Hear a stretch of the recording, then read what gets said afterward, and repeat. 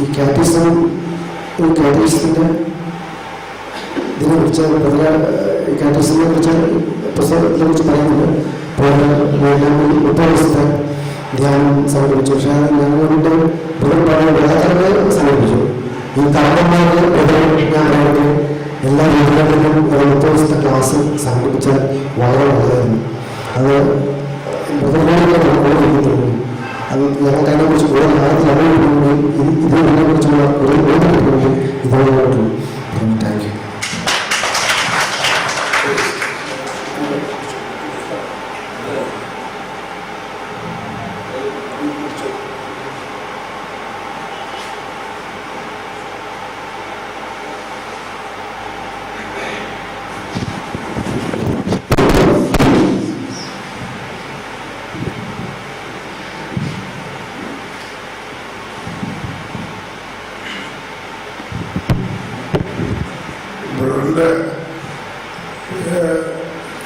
ധ്യാനം കൂടുന്നുണ്ട്. അപ്പം ഇവരുടെ ധ്യാനം അതുകൊണ്ട് ഇവരുടെ കൂടണമെന്ന് അതുകൊണ്ടാണ്. അതുകൊണ്ട് വന്നാണ് മാത്രമല്ല അന്നവശം കൂടാൻ വേണ്ടി ദുഃഖം മാത്രമേ ഉള്ളൂ. അപ്പോൾ നാല് വട്ടായി പ്രാർത്ഥിച്ചു.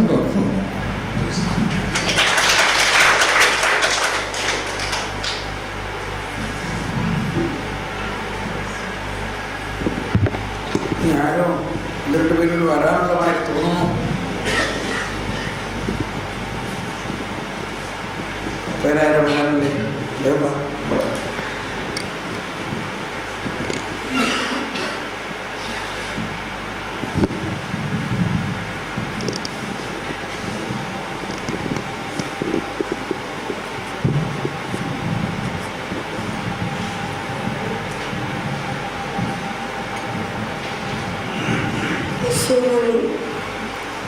എനിക്ക് പ്രത്യേകമായിട്ട് പറയാനെങ്കിൽ ഞാൻ വീട്ടിൽ നിന്ന് ഇറങ്ങിപ്പോരുമ്പോൾ ഞാൻ കഴിഞ്ഞ ദിവസം നിങ്ങളോട് പറഞ്ഞു ഫെഡറിക്കോ സ്ഥലം വർഷമായിട്ട് സങ്കീർത്തനങ്ങളോട് എന്നോട് സംസാരിക്കുന്നു.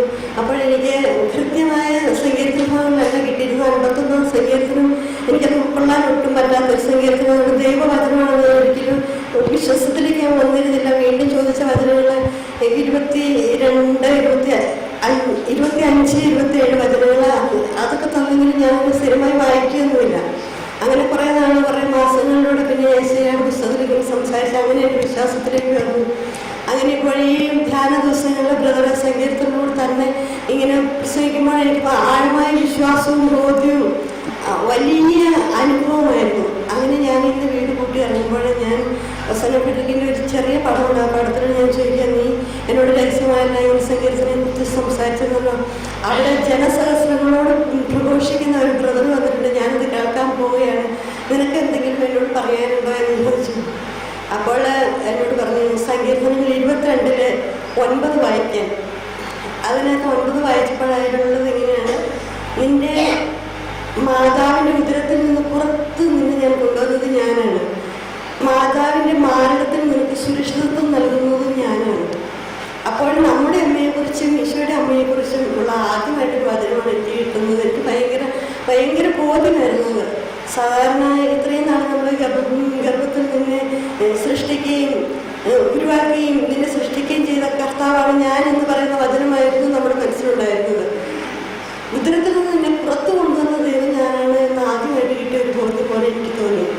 അപ്പോൾ ഞാൻ ഓർത്തു എൻ്റെ അമ്മച്ചിയെക്കുറിച്ചും ഞാനിപ്പോൾ ലാസ്ലിറ്റമ്മയുടെ അടുത്തേക്ക് പോവുകയാണ്. അപ്പോൾ ലാസ്ലിറ്റമ്മയുടെ മാറിടത്തിൽ എന്നെ സുരക്ഷിതമായി കാക്കുകയും ചെയ്തത് ഞാനാണ് എന്ന് പറയുന്ന പോലെ.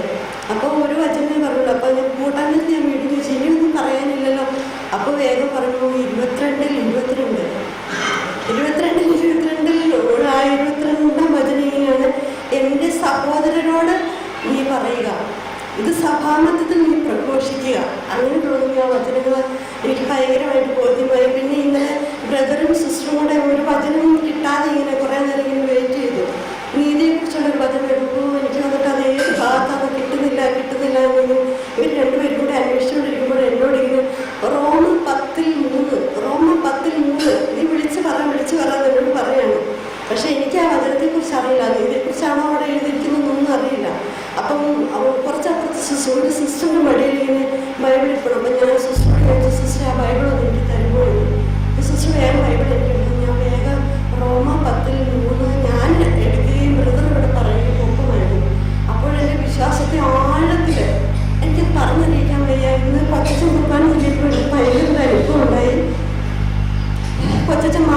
കുറിച്ച് ഇങ്ങനെ പറഞ്ഞുകൊണ്ടിരിക്കുന്നതിൻ്റെ ഇടയ്ക്ക് മാതാവിനെ ഇങ്ങനെ മാതാവിൻ്റെ സന്ദേശം എന്തോ ഒരു കാര്യം പറഞ്ഞാൽ എൻ്റെ ഇടയ്ക്ക് മാതാവ് ഇങ്ങനെ നൂലിട്ടുകൊണ്ടിരിക്കുകയായിരുന്നു എന്ന് പറയുന്ന ഒരു അനുഭവം. അപ്പോഴൊരു നൂല് എൻ്റെ ജീവിതത്തിൽ പ്രശ്നമായിരുന്നു. എന്താണെന്ന് വെച്ചാൽ ഞാൻ ഉണ്ടാകുന്നതിന് മുമ്പ് എൻ്റെ മൂത്ത 2 സഹോദരങ്ങൾ മരിച്ചു പോയിരുന്നു. 2 ആൺകുട്ടികളായിരുന്നു. പിന്നീട് എന്നെ ഗർഭിണിയായപ്പോൾ എൻ്റെ അമ്മച്ചിക്ക് ഭയങ്കര വിഷമമാണ്. അമ്മച്ചി കരഞ്ഞുകൊണ്ടാണ് എങ്ങനെ നീ ജനിച്ചു കഴിഞ്ഞാൽ മരിച്ചു പോകുമോ എന്നുള്ള ഭയത്തിൽ അമ്മച്ചി ഇങ്ങനെ വിഷമിച്ച് കഴിക്കുമ്പോൾ അന്ന് അയൽവക്കത്ത് 5 സ്ത്രീകൾ ഒരുമിച്ച് ഒരേപോലെ ഗർഭിണികളായിട്ടുണ്ട്. അപ്പോൾ തൊട്ട അയൽവക്കത്ത് ഒരു വെല്ലുമിച്ചുണ്ട്. ആ വെല്ലുമിച്ച് ഗർഭിണികൾ മുഴുവനായിട്ട് സന്ദർശിക്കാൻ വേണ്ടി 10 മണിയായപ്പോൾ കാപ്പൂടി എഴുതിയിട്ട് അമ്മച്ചിയുടെ അടുത്ത് വരുമ്പോൾ അമ്മച്ചി ഭയങ്കര കരച്ചിലായിരിക്കും, പേടിയായിട്ട്. ഇത് പ്രസവിച്ച് കഴിയുമ്പോൾ ഇത് മരിച്ചു പോകും. അപ്പോൾ ആ വെല്ലുമിച്ച് നേർന്നു, മോളെ നിൻ്റെ കണ്ണീര് കാണാൻ എനിക്ക് പറ്റില്ല, ഞാനൊരു മാതാവിൻ്റെ ഒരു നേർച്ച നേരും, നീ അത് നിറവേറ്റണം.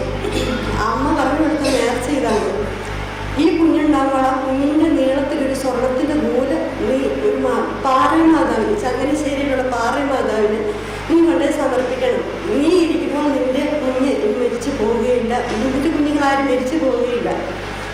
അങ്ങനെ നൂല് ഒരാടെ നൂല് പറഞ്ഞ് ചെറുതിനൊന്നും അമ്മച്ചിക്ക് ചെയ്യാൻ പറ്റില്ല. ഞാൻ വലുതായപ്പോൾ എൻ്റെ ഇത്രയും നീളത്തിലൊരു നൂല് അതെന്തായിരിക്കും, അത് നിറവേറ്റാൻ പറ്റില്ല. അങ്ങനെ ഒരിക്കൽ ഒരു അച്ഛനോട് ഇങ്ങനെ കുറിച്ചാക്കി പറഞ്ഞപ്പോൾ അച്ഛൻ പറഞ്ഞു നൂലെന്നുള്ളതൊരു ആൾരൂപമാക്കി കൊണ്ടേ കൊടുത്താൽ മതിയെന്ന് പറഞ്ഞു. അങ്ങനെ ആൾരൂപമാക്കി അത് കൊണ്ടുപോയി കൊടുത്ത് നേരത്തെ തീർന്നു. ഇന്നാണ് എനിക്ക് ഇപ്പോൾ 55 വയസ്സായി. ഇന്നത്തെ ദിവസമാണ് എനിക്കിതെല്ലാം ബോധ്യമായത്. സങ്കീർത്തനത്തിലൂടെ എൻ്റെ അമ്മയെക്കുറിച്ചും ഈശോയുടെ അമ്മയെക്കുറിച്ചും നേരത്തെ നിർവഹിച്ച ആ നൂലിനെക്കുറിച്ചും എല്ലാം ഇന്ന് എനിക്ക് തമ്മിൽ വെളിപ്പെടുത്തി തന്നു. തീർച്ചയായിട്ടും തോമസ് പോൾ ബ്രദറിൻ്റെ കാര്യം ഇവിടെ വന്നതുകൊണ്ട് ഞാൻ ഒരിക്കൽ കൂടി പറയുകയാണ്. എന്നോട് പിന്നെ ഇന്നലെ എനിക്ക് ഞാനിവിടെ ഒരു അമ്മച്ചോട് പറയുകയും ചെയ്തു, എനിക്ക് CMC കോർപ്പറേഷനോട് ഭയങ്കര അസൂയാണെന്ന്. അപ്പോൾ എന്താ അമ്മച്ചി ചോദിച്ചാൽ എന്താ ഇപ്രാവശ്യം എപ്രോസമേനിയൻ ഏരിയാസത്തിലേക്ക് വിശുദ്ധനായിരിക്കുമ്പോൾ എനിക്ക് ഭയങ്കര ഒരു ദേഷ്യം തോന്നുന്നു. എന്താണെന്ന് വെച്ചാൽ സിസ്റ്റേഴ്സിനെ അച്ഛന്മാരെ തന്നെ വിശുദ്ധരാക്കുന്നുണ്ട്. ആത്മാരായ എത്ര പേരുടെ വിശുദ്ധരാകുമ്പോൾ സ്വലഭ്യതയാണ് ഒരു വിശുദ്ധനാക്കുന്നില്ല. അപ്പോൾ എൻ്റെ കുഞ്ഞുങ്ങളുണ്ടായിരുന്നപ്പോൾ CMC എൻ്റെ കുഞ്ഞുങ്ങളൊക്കെ മാത്രമേ എന്നെ കാണിക്കുന്നുള്ളൂ. അപ്പോൾ ഞാൻ പോസ്റ്റോമിൽ കാണിക്കാൻ എൻ്റെ കുഞ്ഞുങ്ങളെ പറയുമ്പോൾ ഒരാളെ എപ്രോസമേയുടെ ഒരു പടം കൊടുക്കും, ഒരാളെ ഏരിയാസത്തിന് ഒരു പടം കൊടുക്കും. അത് ഈയിടെ ആ പേഴ്സണൽ എഴുതുന്നില്ല. ഈയിടെ പേഴ്സണൽ നോക്കുമ്പോൾ മോളതെടുത്ത് വലിച്ചു കാര്യം അവിടെ ഇടുന്നു മുറിക്കകത്ത്. അപ്പം ഞാൻ പോസ്റ്റോമും തന്നെ എപ്രോസമേ വിളിച്ചതായി ഏരിയാസ് ആക്സിഡന്റ് വിളിച്ചതാണ് എന്നൊക്കെ പറയാം. അങ്ങനെ കൂടുതൽ വെത്തികയൊന്നും എനിക്ക് യാതൊരു താല്പര്യമില്ല. അന്ന് ഞാൻ ആ വെത്തിക എടുത്തപ്പോൾ കേട്ടായിരുന്നു. പിന്നെ അതിനെക്കുറിച്ച് ചിന്തിച്ചിട്ട് ഓർമ്മ ഈ അമ്മച്ചിയുടെ ഒരു സാക്ഷി കേട്ടു. ആ സാക്ഷി കേട്ടപ്പോൾ നേരാണ്. അതുപോലെ സമയത്ത് വിശുദ്ധയായി അതിൻ്റെ പ്രത്യേകത അതുപോലെ സമയക്കാൾ വേദനിക്കുന്ന അമ്മാനത്തിലുള്ളതറിയാം. എന്നോട് അവസരം കഴിക്കുന്നത് ജീവിച്ചിരിക്കുന്നവരെ വേണ്ടി എനിക്ക് വരുന്നവരെ വിധിക്കാനായിട്ട് ഒരാൾ വരുന്നുണ്ടല്ലോ. അപ്പോൾ എന്നെ വിധിച്ചോളൂ, നീ ജീവിച്ചിരിക്കുന്നവരുടെ വിശുദ്ധരെ കാണും. അപ്പോൾ അതാണ് ഞാനന്ന് പറഞ്ഞത്. ബ്രദർ തോമസ് പോളിനെ വാഴ്ത്തപ്പെട്ടവനായിട്ട് വിശുദ്ധനായിട്ട് പ്രഖ്യാപിച്ചിട്ട് അന്ന് എനിക്ക് അങ്ങനെ ഒരു ബോധ്യം കിട്ടിയിരുന്നു. പിന്നെ ഇന്നും എനിക്ക് കിട്ടിയ വചനങ്ങൾ ഞാൻ ഒരു പക്ഷെ മറന്നു വാങ്ങില്ലോ എന്ന് ഓർത്ത് ഞാൻ ആ ബൈബിൾ കയ്യിലെടുത്താണ്. അപ്പോൾ ഓർമ്മ വന്നതുകൊണ്ട് ബൈബിൾ തുറക്കാത്തത്. എന്താണെന്ന് വെച്ചാൽ പഠിക്കാനും ഓർക്കാനും സമയമില്ല. ഞാൻ പേരെ കൂട്ടിക്കൊണ്ട് നിൽക്കുമ്പോൾ എന്നോട് ഇങ്ങനെ പറയുക. അതുകൊണ്ട് ഞാൻ യേശുവിലിരുന്ന ബൈബിൾ വലിച്ചെടുത്തുകൊണ്ട് പെട്ടെന്ന് പോവുകയായിരുന്നു. യേശുവേ നന്ദി, യേശു ക്രിസ്തു, യേശു.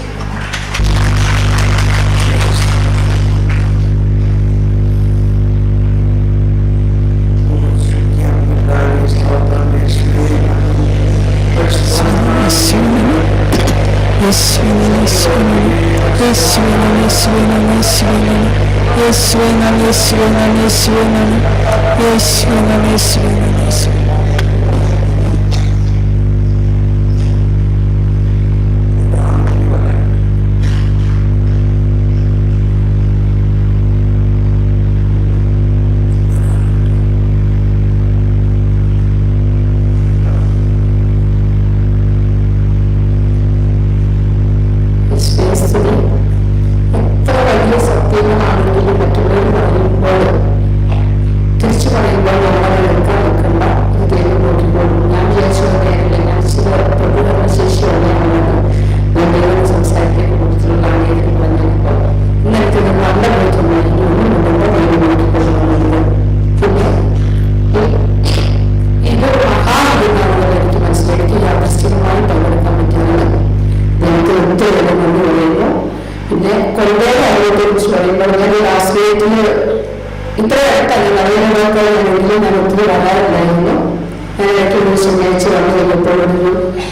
ആദ്യം ഒരു ചേച്ചി ഉണ്ടായിരുന്നു. ജസ്റ്റ് ഞാൻ ഇതുപോലെ രാധാശനാച്ചിന്റെ പ്രാർത്ഥന കൂടെ കണ്ടു. ഞാൻ ഇച്ചിരി കുട്ടിയായിരുന്നു. അപ്പൊ ചേച്ചി എന്റെ പഠിക്കുന്ന മക്കളെ കുറിച്ച് അറിയാമായിരുന്നു. അപ്പൊ ചേച്ചി ഞാൻ എന്നോട് പ്രാർത്ഥിച്ചു എന്നോട് ചോദിച്ചു എനിക്ക് വേണ്ടി നമുക്ക് കൊണ്ട് ചെല്ലാൻ പറ്റുമെന്ന്. അപ്പൊ ശരിക്കും സാധാരണമായി പെട്ടെന്ന് നമ്മളൊന്ന് കേൾക്കുമ്പോൾ പെട്ടെന്ന് ഒരു വിഷമം വരും. എനിക്ക് വേണ്ടി എന്റെ ആ ചേച്ചി എന്റെ മരണം വരെ ഞാൻ ആ ചേച്ചിക്ക് വേണ്ടി കൊണ്ടുവരണം. ഞാൻ പെട്ടെന്ന് പറഞ്ഞു. അത് 1.5 മാസത്തിൽ ഈ കാലങ്ങളുമായിട്ട് ഇതായിരുന്നു പറഞ്ഞു. 1.5 മാസം കൊണ്ട് എന്റെ മരണ കാലത്തിലായിരുന്നു. വെള്ളം ഭംഗിയായി നടക്കുകയില്ല. പ്രാർത്ഥിക്കപ്പെട്ടു. അപ്പൊ പൂർണ്ണമായി വിശ്വസിക്കുന്നു. ഞാൻ പറയുന്നു കൊണ്ട് ചെല്ലുകയില്ല. പരിശുദ്ധ മാതാവിനോട് മാധ്യസ്ഥ അപേക്ഷിച്ച് കൊണ്ട് ചെല്ലിയാണ് എത്ര വലിയ അപകടങ്ങളിൽ ആപത്തും നമ്മളെ ശുദ്ധവും രക്ഷിക്കും.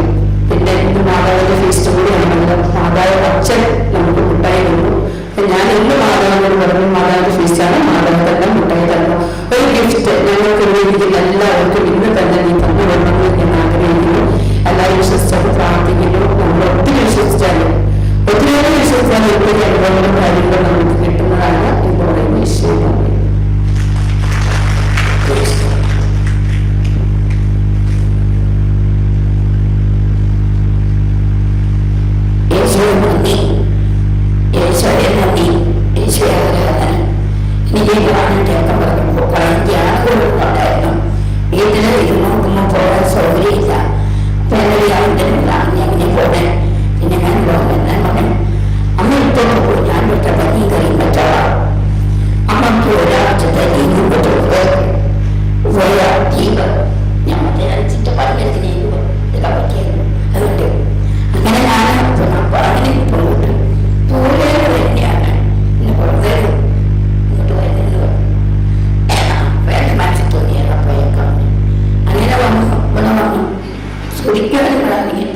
ചുമയുണ്ടായിരുന്നു. ഇവിടെ വന്നിട്ട് ചുമയ്ക്കുമ്പോഴൊന്നും എനിക്ക് ശ്രദ്ധിക്കാനൊന്നും പറ്റുന്നില്ല. അപ്പത്തേനും ചുമ തന്നെ. അങ്ങനെ അവിടെ അതിനാടെ കുട്ടികളോട് പഠിച്ചതിനായിരുന്നു. ഇന്നലെ ഞാൻ വൈകുന്നേരം പോയപ്പോൾ പറഞ്ഞു ഇന്ന് എനിക്ക് ശ്രദ്ധിക്കാൻ പറ്റിയില്ല, ഞാൻ ശ്രദ്ധിക്കുന്നില്ല. അതിനോട് ചോദിക്കുമ്പോൾ എല്ലാവരും ഒക്കെ ചോദിക്കുമ്പോൾ ഞാൻ വലിയ ചോദിച്ചുകൊണ്ടിരിക്കും. അതിലുണ്ട് എന്നാലും എനിക്ക് കൊണ്ടുവരുമ്പോഴൊക്കെ ഞാൻ കൊണ്ടുപോയി ഞാൻ വീട്ടിലാണെങ്കിലും ഞാൻ കൊണ്ടുവരും. എനിക്ക് മേലെ കൂടുതൽ ഞാനായി വന്നാൽ ഞാൻ കയറി കിടക്കും. എന്നിട്ട് ഞാൻ രാത്രി കയറ്റിയല്ലോ. അതാണ് ഞാൻ കണ്ടത്. ഞാൻ പറയാം എന്നെ 3 മണിയാകുമ്പോൾ വിളിച്ചേൽപ്പിക്കണം. ഈ 3 മണിക്ക് കൊണ്ടുപോയില്ല മാറാനും സന്തോഷമാണ്. കാരണം കൊണ്ടുപോയാണ് കൊണ്ടുപോയി എന്നോട് മറ്റൊരു രാജ്യത്തിനോടൊപ്പം ഒരു ശിക്ഷ പറഞ്ഞു തന്നെയായിരുന്നു. അപ്പം ഞാനറിയാൻ അങ്ങനെ ചെല്ലാൻ പോകുന്നു. അങ്ങനെ ചെല്ലാൻ പിറ്റേപ്പോൾ ആ ശിക്ഷ തന്നെ ചോദിച്ചു കൊണ്ടുപോയെല്ലാം തുടങ്ങിയെന്ന് ചോദിച്ചു. ആ വരപ്പെട്ടൊക്കെ ചെല്ലുന്നുണ്ടെന്ന് പറഞ്ഞു. അങ്ങനെ എനിക്ക് ഇവിടെ വന്ന് എനിക്ക് വരാണ്. നിങ്ങൾ അങ്ങനെ വന്നു. ഇന്ന് നല്ല പോലെ സൂക്ഷിക്കുകയും പ്രാർത്ഥിക്കുകയും ചെയ്തു. പിന്നെ അവന് മനസ്സിലോട്ട് മാതാവിനോട് മാതാവിൻ്റെ കാര്യം പറഞ്ഞപ്പോൾ ഞാൻ ഈ ചോദ്യം ചെയ്തിട്ട് മാതാവ് എന്നെ എന്റെ മാത്രമൊന്ന് കാണിക്കുന്നത് അവിടെ വെച്ചാൽ അവിടുന്ന് കാണിച്ചു തരുന്നുണ്ടെന്ന് എനിക്കറിയാം. കുറേ പറ്റുന്നുണ്ട്. പക്ഷെ അങ്ങനെ ഞാനിങ്ങനെ അപ്പൊ അങ്ങനെ പറഞ്ഞ് ഞാൻ ഇങ്ങനെ അവിടെ ഇരിക്കുക. ഇങ്ങനെ കണ്ണടിച്ച് കരഞ്ഞൊന്ന് പൊടിച്ചേച്ച് അതങ്ങോട്ട് പറഞ്ഞു. സൂര്യൻ ഉദിച്ചു വരുന്ന പോലെ മാതാവിന്റെ മുഖത്ത് ഞാനങ്ങനെ ചിരിച്ചു. ഏതായാലും എൻ്റെ കാലിന് എനിക്ക് ഒന്നും എടുക്കാൻ പറ്റിയല്ലായിരുന്നു. നടുവിൻ്റെ വേദനയും കൈവിൻ്റെ മുഖത്തിൻ്റെ ഒക്കെ വേദനയും എല്ലാം മാറ്റി. തലക്കാത്താണ് സോറി അത് തീരെ മലന്നിട്ട് എൻ്റെ അടുത്ത് വന്നു. അപ്പം എൻ്റെ അടുത്ത് വന്നു എൻ്റെ തലക്കൊന്ന് കുടിപ്പിച്ചു പോയി. ഇങ്ങനെ തലയിലെല്ലാം മുമ്പിലൊന്നുമില്ല നോക്കി. അപ്പം അതുകൊണ്ട് പ്രഥമയും ഞാൻ പറയുകയാണെങ്കിൽ ഈ നാട്ടിലേക്ക് തന്നെ വന്ന് അടുപ്പിച്ച് ആകെ നടക്കുകയാണ്.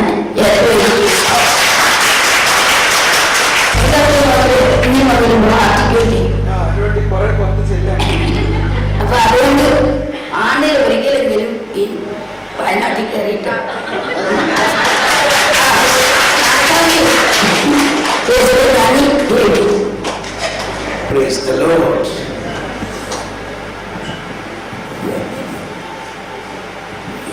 നമ്മൾ കൊണ്ട് എല്ലാവരും ചെല്ലണവരാണ്. പക്ഷേ എൻ്റെ അഭിപ്രായം നമ്മൾ ആ ഈശോയുടെ ജീവിതത്തിൻ്റെ ആ സംഭവത്തെ ഓർത്തോർത്തിരിക്കണം. 10 നന്മോർദിനം ചെല്ലുമ്പോഴും നമ്മൾ ആ സംഭവത്തെ അപ്പം അങ്ങനെ നമ്മൾ ഈ 20 രഹസ്യങ്ങളിലൂടെ സന്തോഷത്തിൻ്റെ, പ്രകാശത്തിൻ്റെ, ദുഃഖത്തിൻ്റെ, മഹിമയുടെ ഓരോ രഹസ്യങ്ങളിലൂടെ മിശിഹാ ചരിത്രം മുഴുവനും ധ്യാനിക്കുകയും അതിലുള്ള രക്ഷാകര രഹസ്യങ്ങളെ ധ്യാനിക്കണം, അതിലുള്ള ദൈവത്തിൻ്റെ സ്നേഹത്തെ ധ്യാനിക്കണം. നമ്മളുടെ ജീവിതത്തിൽ ഇതിനൊരു ബന്ധമുണ്ടാവുന്നത് ഞാൻ ഇത്ര വന്ന് ചൊല്ലി എന്നുള്ളത് അല്ല. അത് സാവധാനം ചൊല്ലിയിട്ട് അതിൽ ഉള്ളിൽ കാണുന്ന ദൈവസ്നേഹവും ദൈവത്തിൻ്റെ രക്ഷാകര രഹസ്യങ്ങളും നമുക്ക് കൂടി വേണ്ടിയാണ്. നമുക്ക് വേണ്ടിയാണ്. അത് നമുക്ക് വേണ്ടിയാണെങ്കിലും നമുക്ക് ഇവിടെ അത് കിട്ടുന്നില്ല. എന്നാൽ നമ്മുടെ വിശ്വാസികളാണ്. നമ്മുടെ പേര് മാമോദിസ കണക്കിലുണ്ട്. കണക്കിലുണ്ടോ? കണക്കിലില്ല. അപ്പോ നമ്മൾ കുറെ കൂടി അതിനെ സാവധാനം മനനം ചെയ്ത് ചെല്ലണം. വാസ്തവത്തിൽ പോളാറാമൻ പാപ്പാപ്പ പറഞ്ഞിരിക്കുന്നത് ഈ കൊന്ത ധ്യാനിച്ച് ചെല്ലില്ലെങ്കിൽ അത് ആത്മാവില്ലാത്ത ശരീരം പോലെയാണ് എന്ന് പറഞ്ഞാൽ അതിനൊരു ജീവൻ ഉണ്ടാവില്ല. നമ്മൾ ഇനി കൊന്ത ചെല്ലുമ്പോൾ ധ്യാനിച്ച് അതിനെക്കുറിച്ച് ഈ സുവിശേഷത്തിലെ ഭാഗങ്ങളാണ് അതിനകത്തുള്ളത്. ആ ഭാഗങ്ങളുടെ സുവിശേഷം എടുത്ത് വെച്ച് നമുക്ക് വേണമെങ്കിൽ അതിനകത്തോട് ഭാഗങ്ങൾ എടുത്ത് വെച്ച് ധ്യാനിച്ച് കൊന്ത ചെല്ലുന്നത് നന്നായിരിക്കുന്നതാണ്. അപ്പൊ ഏതായാലും നിങ്ങളെല്ലാവരും നമ്മുടെ ഈ ശുശ്രൂഷയ്ക്ക് വേണ്ടി പ്രാർത്ഥിക്കണം എന്നുള്ളത് ഇപ്പോൾ ഉറപ്പായില്ലേ? എത്ര പേര് ഈ ശുശ്രൂഷയ്ക്ക് വേണ്ടി നമ്മൾ ലോകം മുഴുവൻ പല സ്ഥലങ്ങളിലും പോയി ശുശ്രൂഷിക്കുകയാണ്. നിങ്ങൾ കാണുന്നുണ്ട് 9 ദിവസം ഒരു വിശ്രമമില്ല. വിശ്രമിക്കുന്ന ആഗ്രഹമൊന്നുമില്ല, പക്ഷെ നമ്മൾ തളരാണ്ട് പോയാൽ മതി. ഇത് കഴിഞ്ഞാൽ അടുത്ത ദിവസം വീണ്ടും വേറെ ധ്യാനമാണ്. അപ്പൊ ഇതിനെല്ലാം കർത്താവ് ശക്തി തരുന്നുള്ളൊരു യാതൊരു സംശയമില്ല. അപ്പോ അതിന് ഇതുപോലെ മറ്റുള്ളവരെ കർത്താവ് ഉണർത്തി പ്രാർത്ഥിപ്പിക്കും. പക്ഷെ അതേസമയം നമ്മൾ പ്രാർത്ഥിക്കുമ്പോൾ ഈ പറഞ്ഞ പോലെ നമ്മൾ ഒരുമിച്ച് ശുശ്രൂഷ നടത്തിക്കൊണ്ടിരിക്കുകയാണ്. ഇപ്പൊ ഞങ്ങൾക്ക് വേണ്ടി നാട്ടിൽ പല സ്ഥലങ്ങളിലും 24 മണിക്കൂറും ഉണർന്നിരുന്ന് പ്രാർത്ഥിക്കുന്ന നമ്മുടെ പ്രാർത്ഥനാ ശുശ്രൂഷകരുമുണ്ട് നമ്മുടെ ടീമിൽ. അങ്ങനെയും നിങ്ങളോ നിങ്ങൾ അറിയുന്നവർക്ക് ഇങ്ങനെ കുറേ നാളത്തേക്ക്, ഒരു വർഷത്തേക്ക് പ്രാർത്ഥിക്കാൻ വേണ്ടി മാത്രം അങ്ങനെ വിളിയുള്ളവരുണ്ട്. 24 മണിക്കൂർ ഈശ്വരന്റെ അടുത്ത് ഇരുന്ന് പ്രാർത്ഥിക്കാൻ വിളിയുള്ളവരുണ്ട്. അവർക്ക് ഞങ്ങളുടെ ശുശ്രൂഷയിൽ ഒരു വിഭാഗമുണ്ട്. 24 മണിക്കൂറും പ്രാർത്ഥിക്കുന്ന ഒരു സ്ഥലം, അവിടെ വരാം. അപ്പോൾ അങ്ങനെ ആഗ്രഹമുള്ളവർ ജോബിച്ചറിച്ച് പറയുകയാണെങ്കിൽ അച്ഛനെ നമ്മളുമായിട്ട് കോണ്ടാക്ട് ചെയ്യും. അപ്പോൾ അവർക്ക് എറണാകുളത്ത് നമ്മളുടെ പ്രാർത്ഥനാ സെന്ററിൽ വരാം. അവിടെ കുറച്ച് നാൾ താമസിച്ച്, കുറച്ച് നാൾ സഹിച്ച്, കുറച്ച് നാൾ അവിടുത്തെ ദാരിദ്ര്യം അനുഭവിച്ച്, അവിടെ സാധാരണഗതിയിൽ ഉച്ചഭക്ഷണമില്ല, രാവിലെയും വൈകുന്നേരം മാത്രമേ ഭക്ഷണമുള്ളൂ. അതുകൊണ്ട് ദാരിദ്ര്യത്തിന്റെ അനുഭവം ഉണ്ടാകാൻ വേണ്ടിയും എല്ലാ ദിവസവും എന്തെങ്കിലും ഉപവസിക്കാൻ വേണ്ടി കൂടിയാണ്. അതുകൊണ്ടാണ് 40 ദിവസം ഉപവസിക്കുന്നത് എങ്ങനെയെന്ന് പഠിപ്പിക്കാം. അങ്ങനെ ചിലർക്ക് 40 ദിവസം ഉപവസിക്കാം. അപ്പോൾ വേറൊരു ഭക്ഷണമില്ല, കഞ്ഞിവെള്ളം കുടിക്കാം.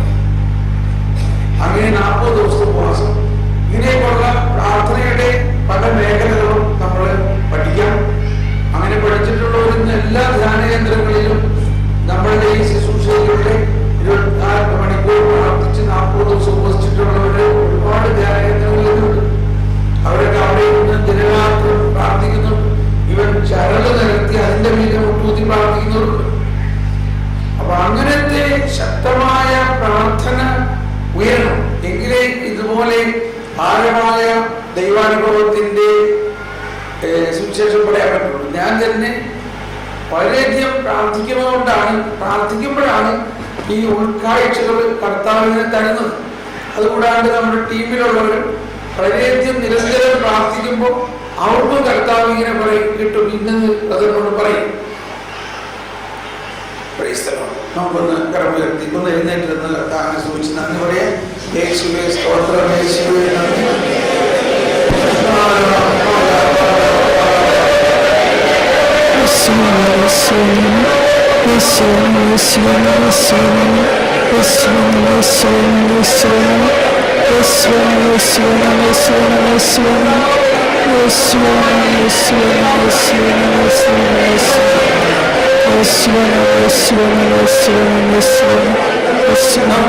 ഇപ്പൊ തന്നെ ഒരു നിമിഷം കരങ്ങൾ ഉയർത്തി ഞങ്ങളുടെ അല്ലെങ്കിൽ നമ്മളുടെ ഈ ശുശ്രൂഷയ്ക്ക് ഇതുപോലെയുള്ള വചന പ്രഘോഷണ ശുശ്രൂഷയ്ക്കും അതിനോടനുബന്ധിച്ചിട്ടുള്ള എല്ലാ ശുശ്രൂഷയ്ക്കും വേണ്ടി നമുക്കൊന്ന് കരമുയർത്തി സ്തുതിച്ച് പ്രാർത്ഥിക്കാം. യേശുവേ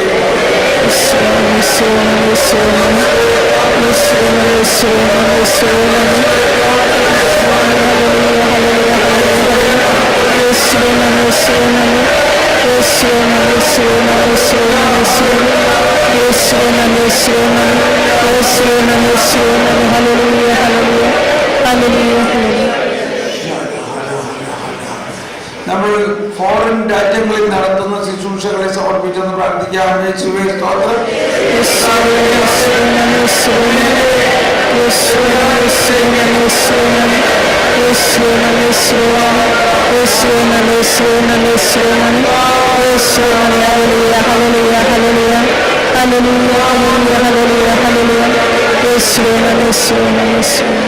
നമ്മുടെ എല്ലാ അഡോറേഷൻ സെന്ററുകളെയും സമർപ്പിച്ച് പ്രാർത്ഥിക്കാം. അവിടെ പ്രാർത്ഥിക്കാൻ, ദിനരാത്രം പ്രാർത്ഥിക്കാനുള്ള പ്രാർത്ഥനാ പ്രേക്ഷിതരെ ഞങ്ങൾക്ക് നൽകണേ എന്ന് പ്രാർത്ഥിക്കാം.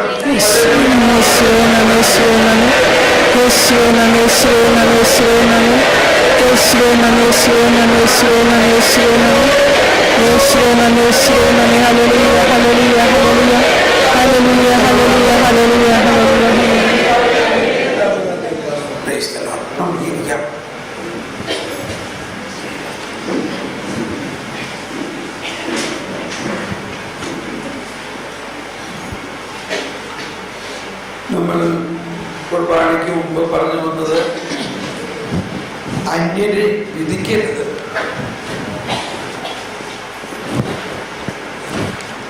വിധി അപ്പോ ഇവിടെ അതത്ര എളുപ്പം പറ്റുന്ന കാര്യമല്ല. നമ്മളുടെ ഉള്ളിലുള്ള ഒരാശങ്ക അല്ലെങ്കിൽ നമ്മുടെ ഉള്ളിലൊരു ചിന്ത, നമ്മളത് പറഞ്ഞാൽ അവരെ തിരുത്തിയാൽ അത് ശരിയാവുന്നതാണ്. നമ്മളത് പറഞ്ഞ് അവരെ തിരുത്തിയാൽ അത് ശരിയാവും. അത് തെറ്റാണ്. നമ്മൾ പറഞ്ഞതുകൊണ്ട് അവർ ശരിയാവുന്നില്ല. അതിന്റെ അർത്ഥം നമ്മൾ കർത്താവിൽ വേണ്ടത്ര വിശ്വാസമില്ല എന്നർത്ഥം. മാത്രമല്ല എന്ന് വെച്ചാൽ പറഞ്ഞ ദൂഷമൊന്നുമില്ല. പക്ഷെ നമ്മൾ എന്ത് ബോധ്യത്തിലാ പറയണേ? നമ്മൾ പറഞ്ഞത് കൊണ്ടോ, നമ്മൾ അവരെ കുറെ വഴക്ക് പറഞ്ഞുകൊണ്ടോ, അവരെ കുറ്റം പറഞ്ഞത് കൊണ്ടോ, അത് നാലാളോട് പറഞ്ഞ് വരുത്തിയത് കൊണ്ടോ അത് നിൽക്കും എന്ന് നമ്മൾ വിചാരിക്കുകയാണെങ്കിൽ വിശ്വാസമില്ലാത്തവരാണ് അങ്ങനെ ചെയ്യുന്നതെന്ന് അർത്ഥം. അതാണ് ഫരിസേയ മനോഭാവത്തിന്റെ ഒരു പ്രശ്നം. നമുക്ക് അപ്പൊ ഈശോ പറഞ്ഞതാണ് നിങ്ങളുടെ നീതി എന്ന് പറഞ്ഞ് ഫരിസേയരുടെയും നിയമജ്ഞരുടെയും നീതിയെ അതിലംഘിക്കുന്നില്ലെങ്കിൽ അതിശയിക്കുന്നില്ലെങ്കിൽ നിങ്ങൾ സ്വർഗരാജ്യത്തിൽ പ്രവേശിക്കുക പോലുമില്ല. ഇപ്പൊ നമ്മൾ നോക്കുമ്പോ സുവിശേഷത്തിൽ ഒളിഞ്ഞിരിക്കുന്ന ഈ രണ്ട് രാജ്യം, ആ രണ്ട് രാജ്യത്തെ നമ്മൾ മനസ്സിലാക്കണം. എന്നിട്ട് അവിടെ ഈശോ പറയാണ് എന്റെ കൂടെ അല്ലാത്തവൻ എനിക്ക് എതിരാണ്. മൂന്നാമതൊരു പാർട്ടി ഇല്ല, രണ്ട് പാർട്ടിയുള്ളൂ. Ruling party, opposition party. Ruling പാർട്ടിയിൽ ഇല്ലാത്തവരെല്ലാവരും ഓട്ടോമാറ്റിക്കലി ഓപ്പോസിഷൻ പാർട്ടിയിലാണ്. അതായത് യേശുവിന്റെ നീതി, യേശുവിന്റെ രാജ്യവും വിശ്വസിക്കാതെ ആ രാജ്യത്തിന്റെ ആ നീതിയുടെ അനുഭവത്തിലല്ലാത്തവർ മറു പാർട്ടിയിലാണ്, മറ്റേ പാർട്ടിയിലാണ്.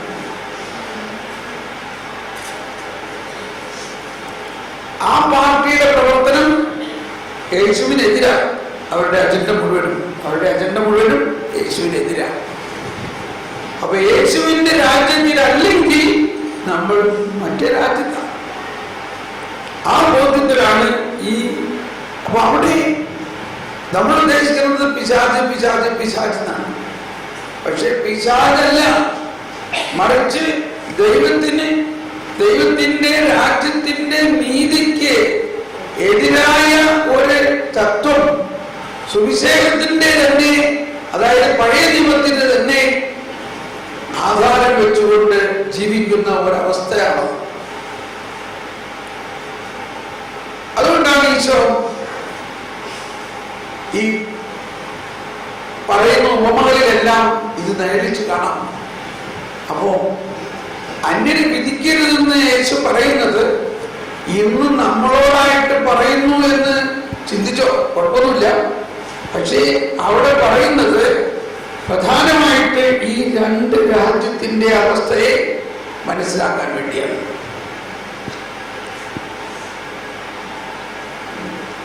അത് നമ്മൾ മനസ്സിലാക്കിയാൽ മാത്രമേ നമുക്കൊരു സ്വാതന്ത്ര്യം തോന്നുള്ളൂ. സ്വാതന്ത്ര്യം ഫരിസേയരും നിയമത്തിലും പ്രഘോഷിച്ചിരുന്ന നീവെല്ലാം നിയമം വിട്ട് നൂതന നിയമം ശ്ലീഹാതന്നോടെ മാതൃക നിങ്ങൾ കൈക്കൊണ്ടിടുവിൻ. സാവൂളെന്നൊരു യൂദൻ നിയമം ചാർത്തും തിരശീലകളാനന്ദൻ മിശിഹാ അവനിൽ തന്നിയമത്താൽ കാഴ്ച പകർന്നു. ഇതിപ്പോ പെട്ടെന്ന് പറയുമ്പോ നിങ്ങൾ ഒരു പ്രയാസപ്പെടരുത്. അയ്യോ ദൈവമേ, ഇത് ഇത്രയും നാളിങ്ങനെ ചിന്തിച്ചിട്ടില്ലല്ലോ, അല്ലെങ്കിൽ ഇത്രയും നാള് നമ്മൾ വിചാരിച്ചത് തെറ്റാണെന്നോ ഒന്നും വിചാരിച്ച് വിഷമിക്കണ്ട. ഞാൻ ആദ്യത്തെ ദിവസം തന്നെ പറഞ്ഞു, ഒരു വിപ്ലവാത്മകമായ സുവിശേഷമാണ് യേശു കൊണ്ടുവന്നിരിക്കുന്നതെന്ന് നമ്മൾ മനസ്സിലാക്കുന്നില്ല. നമ്മളത് മനസ്സിലാക്കി കഴിയുമ്പോൾ ഒരുപാട് കാര്യങ്ങളിൽ നമുക്ക് നിലവിലുള്ള ബോധ്യത്തിന് വ്യത്യസ്തമായ ബോധ്യമാണ് വാസ്തവത്തിൽ ഈശോ പകരുന്നത്. അത് എന്തോ കാരണവശാൽ നമ്മൾ അറിയുന്നില്ല, നമ്മളത് മനസ്സിലാക്കുന്നില്ല. അത് മനസ്സിലാക്കുമ്പോൾ മനസ്സിലാവുന്നത് ഈ രണ്ട് രാജ്യം, രണ്ട് നീതി, ആ രണ്ട് നീതിയെ കൃത്യമായിട്ട് നമ്മൾ മനസ്സിലാക്കണം എന്നതാണ് ഈശോ ഈ പറയുന്നതിൻ്റെ എല്ലാം ഒരു രഹസ്യം. അത് മനസ്സിലാക്കി കഴിയുമ്പോൾ മാത്രമേ നമുക്ക് ആ പഴയ രാജ്യത്തിൽ നിന്ന് പുറത്തു വരാൻ പറ്റുള്ളൂ. അതുകൊണ്ടാണ് ഒരുപാട് ഉപമകളിലൂടെ ഈശോ പറയുന്നത്. ഈശോ മത്തായിയുടെ സുവിശേഷം ലൂക്ക 5:33 മുതൽ 39 വരെയുള്ള വചനങ്ങൾ നമ്മൾ ഒരു പ്രാവശ്യം വായിച്ചതാണ്. എങ്കിലും വീണ്ടും ഇപ്പോൾ അത് വായിക്കുമ്പോൾ കുറച്ചുകൂടി മനസ്സിലാവും. അവർ അവനോട് പറഞ്ഞു, യോഹന്നാന്റെ ശിഷ്യർ പലപ്പോഴും ഉപവസിക്കുകയും പ്രാർത്ഥിക്കുകയും ചെയ്യുന്നു, ഫരിസേയരുടെ ശിഷ്യരും അങ്ങനെ തന്നെ. എന്നാൽ നിന്റെ ശിഷ്യർ തിന്നുകുടിച്ച് നടക്കുന്നു. യേശു അവരോട് മറുപടി പറഞ്ഞു, മണവാളൻ കൂടെയുള്ളപ്പോൾ മണവറത്തോടരെ കൊണ്ട് ഉപവസിപ്പിക്കാൻ നിങ്ങൾക്ക് കഴിയുമോ? എന്നാൽ മണവാളൻ അവരിൽ നിന്ന് അകറ്റപ്പെടുന്ന ദിവസങ്ങൾ വരും, അപ്പോൾ അവർ ഉപവസിക്കും. അവൻ അവരോട് ഒരു ഉപമയും പറഞ്ഞു, ആരും പുതിയ വസ്ത്രത്തിൽ നിന്ന് കഷ്ണം കീറിയെടുത്ത് പഴയ വസ്ത്രത്തോട് ചേർക്കാറില്ല. അങ്ങനെ ചെയ്താൽ പുതിയ വസ്ത്രം കീറുന്നു എന്ന് മാത്രമല്ല, പുതിയ കഷ്ണം പഴയതിനോട് ചേരാതെ വരികയും ചെയ്യും. ആരും പുതിയ വീഞ്ഞ് പഴയ തോൽക്കുടങ്ങളിൽ ഒഴിച്ചു വെക്കാറില്ല. അങ്ങനെ ചെയ്താൽ പുതിയ വീഞ്ഞ് പഴയ തോൽക്കുടങ്ങൾ ഭേദിച്ച് ഒഴുകിപ്പോവുകയും തോൽക്കുടങ്ങൾ നശിക്കുകയും ചെയ്യും. പുതിയ വീഞ്ഞ് പുതിയ തോൽക്കുടങ്ങളിലാണ് ഒഴിച്ചു വെക്കേണ്ടത്. പഴയ വീഞ്ഞ് കുടിച്ച ഒരുവനും പുതിയത് ഇഷ്ടപ്പെടുകയില്ല. പഴയതാണ് മെച്ചമെന്നല്ലേ പറയുന്നത്. ഇതാണ് വലിയ പ്രശ്നം. അവസാനത്തെ പറയുന്ന എല്ലാവരും ഏറ്റു പറഞ്ഞേ, പഴയ വീഞ്ഞ് എല്ലാവരും ഏറ്റു പറഞ്ഞു. പഴയ വീഞ്ഞ് കുടിച്ച ഒരുവനും പുതിയത് ഇഷ്ടപ്പെടുകയില്ല. പഴയതാണ് മെച്ചമെന്നല്ലേ പറയുന്നത്. ഒന്നുകൂടി പറഞ്ഞേ, നിങ്ങളുടെ ജീവിതത്തെ ഉൾക്കൊണ്ടുകൊണ്ട് ഒന്ന് പറഞ്ഞേ, ഒന്നുകൂടി പറഞ്ഞേ.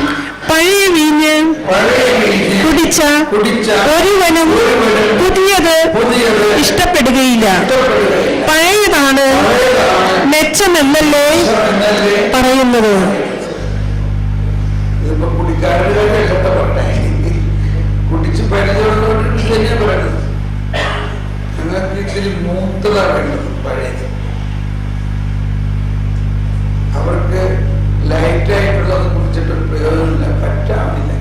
അതുകൊണ്ട് നല്ല സ്ട്രോങ് ഇത്തിരി നല്ല ചാരായോ അങ്ങനെ എന്തെങ്കിലുമൊക്കെ ഉണ്ടെങ്കിൽ അതായിരിക്കും ഇഷ്ടം. അപ്പൊ പഴയ വീഞ്ഞ് കുടിച്ച് പരിചയമുള്ളവർന്ന് ഇവിടെ പറയുന്നത് ഫരിസയരെയും നിയമജ്ഞരെയുമാണ്. അവർക്ക് ഈ യേശുവിലൂടെ വന്നിരിക്കുന്ന പുതിയ വീഞ്ഞ് ഇഷ്ടമാവുന്നില്ല. എന്നാൽ ഇതാണ് ലോകം മുഴുവന്റെയും അവസ്ഥ. ഇത് തന്നെയാണ് നമ്മളുടെയും അവസ്ഥ. നമ്മളിലും ഒരു പഴയ വീഞ്ഞുണ്ട്, നമ്മളിലും ഒരു പരിസയ മനോഭാവമുണ്ട്. ആ പരിസയ മനോഭാവമാണ് പഴയ വീഞ്ഞ്. ആ പരിസയ മനോഭാവത്തെ ഉലിഞ്ഞു മാറ്റിയാലേ മാറുള്ളൂ. അതുപോലെ അത് നമ്മളിൽ രൂഢമൂലമായിരിക്കുകയാണ്. ഈ മലയാളം ശരിയായോ? ശരിയായില്ലേ?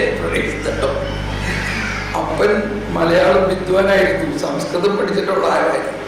അപ്പൊ വീട്ടിൽ ഞങ്ങളൊക്കെ വഴക്ക് പറയുമ്പോഴും ഇങ്ങനെയൊക്കെ പറയണേ. നിങ്ങളുടെ എല്ലാം സംസ്കാരത്തിന്റെ മാനദണ്ഡം എത്രത്തോളം ഉണ്ടെന്ന് നിങ്ങളുടെ സംസാരത്തിൽ നിന്ന് മനസ്സിലാവുന്നുണ്ട്. അതുകൊണ്ട് ഇതുപോലെ സംസാരിക്കരുത്. ഇങ്ങനെ എന്നെ വഴക്ക് പറയുന്നത് ഞാൻ ഓർക്കുക. മലയാളം പണ്ഡിറ്റായതുകൊണ്ട് അങ്ങനെ പറഞ്ഞു പോകുന്നത്. എനിവേ, അപ്പൊ അതിനകത്ത് കുറച്ച് വാക്കുകൾ കിട്ടി. അപ്പൊ നമ്മളിൽ രൂഢമൂലമായിരിക്കുന്ന ആ പരിസയ മനോഭാവത്തെ നമുക്ക് മാറ്റാൻ പറ്റില്ല. അതാണ് അതിന്റെ വേറെ പ്രശ്നം. അത് പഴയ തുണി മാത്രമല്ല,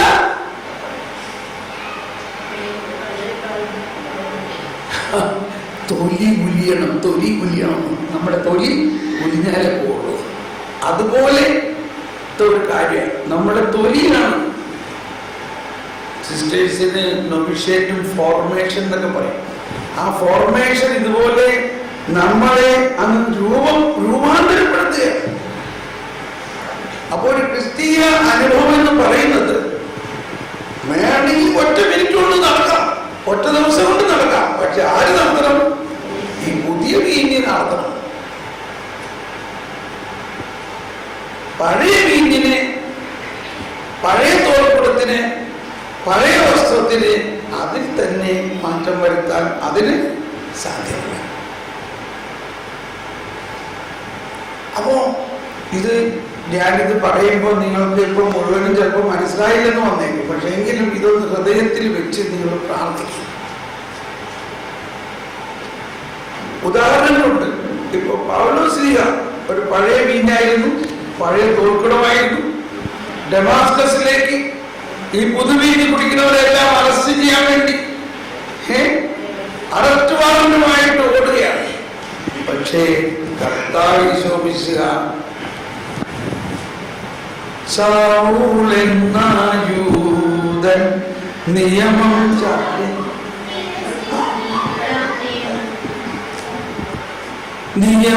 ചാർത്തി തിരശീലകളാലന്തൻ. അപ്പോ നിയമത്തെ മാത്രം മുറുക്കെ പിടിച്ചുകൊണ്ട് ആ നിയമം അനുസരിക്കുന്നതിലൂടെ നമ്മൾ രക്ഷിക്കപ്പെടുമെന്നോ നീതീകരിക്കപ്പെടും എന്നുള്ള വാശിയിൽ നീങ്ങുമ്പോഴാണ്, അങ്ങനെ നീങ്ങുന്ന ഒരാളെ യേശു തൊട്ടു. അയാൾ വീണു, കണ്ണുകൾ അന്ധമായി. അതിനുശേഷം ദൈവസ്വരം ശ്രമിച്ചു. നമുക്കറിയാൻ പാട്ടുള്ള കാര്യം. 3 ദിവസം കഴിഞ്ഞപ്പോൾ ഈ ആള് വേറൊരാളായിട്ട് മാറി. അതാണ് യേശുവിൻ്റെ. അപ്പൊ ആ ആളുടെ തൊലി വരെ മുടിഞ്ഞു മാറ്റി. അതല്ലേ കംപ്ലീറ്റ് പൂർണ്ണമായി ഒരു പുതിയ മനുഷ്യനായിട്ട് മാറി.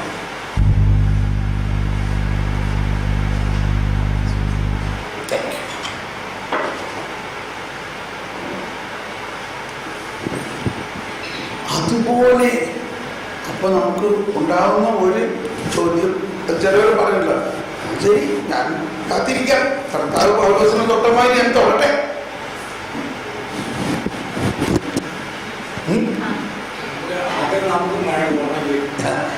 അങ്ങനെ വേണമെന്നില്ല. ഇപ്പൊ നമ്മളെ സംബന്ധിച്ച് നമ്മൾ ആരാ? നമ്മൾ മാമോദീസ സ്വീകരിച്ച